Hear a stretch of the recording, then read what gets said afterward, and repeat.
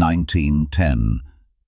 On industrial marshland beside the Bridgewater Canal, Manchester United build the most ambitious football ground England has ever seen.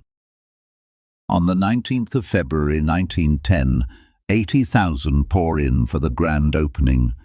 Liverpool spoil the party. Architect Archibald Leitch designs it vast. Sweeping terraces, a seated grandstand, and room for the biggest crowds in the land. The press call it the finest ground in the country. Some simply call it a wonder of the football world. 1939, 76,962 watch an FA Cup semi-final. The record stands today. Then war comes. Old Trafford becomes a military depot, its pitch requisitioned while the game itself falls silent. March 1941. Luftwaffe bombs tear through the main stand, and the great ground is left a smoking ruin. For 8 years, United are homeless, guests of their neighbours and rivals Manchester City across town at Main Road. 1949. Rebuilt from the rubble, Old Trafford reopens, and a city gets its cathedral back. Matt Busby builds something new upon the ashes. A team of brilliant local boys the papers christen the Busby Babes. 1957. Floodlights rise above the stands, and European football arrives beneath the Manchester night sky.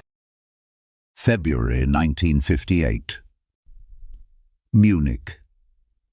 8 of the Babes never come home, and football's greatest tragedy engulfs Old Trafford. Flowers gather at the gates, a club grieves, a city mourns, and somehow the team plays on. 1966. The World Cup comes to Manchester, and Old Trafford takes its place on the game's greatest stage. Best, Law and Charlton light up the 60s, and 10 years after Munich, Busby's rebuilt team conquer Europe. Bobby Charlton gives the ground its immortal name, the Theatre of Dreams. The Stretford End becomes football's most famous terrace, a roaring wall of red that visiting teams learn to fear. Through the 70s and 80s, the ground grows, cantilever roofs sweeping around the bowl piece by piece. After the Taylor Report, the terraces give way to seats, and a new all-seater era begins. 1986.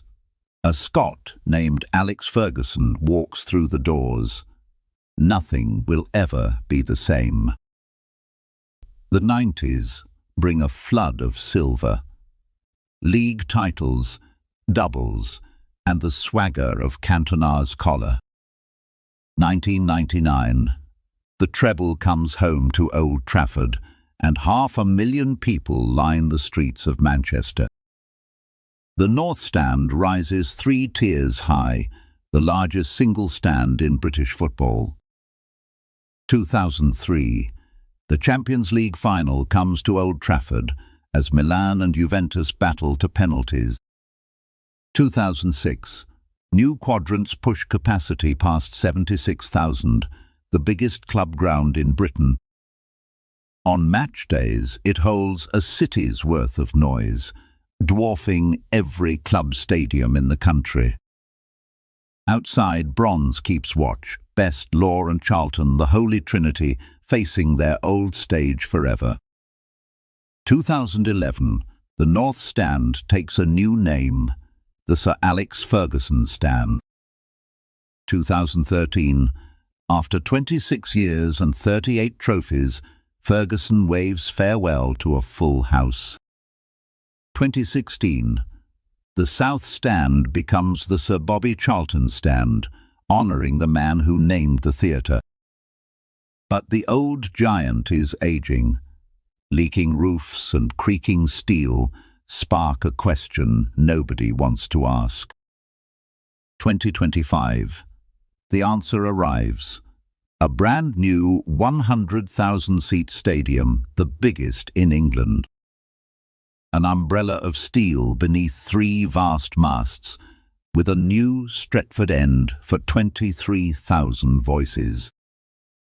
It will rise just 350 metres away, while the old ground watches its successor grow. 2 theatres, side by side, one holding a century of ghosts, the other waiting for its first roar. From Leitch's dream to the next great stage, this is Turf and Time. The story continues.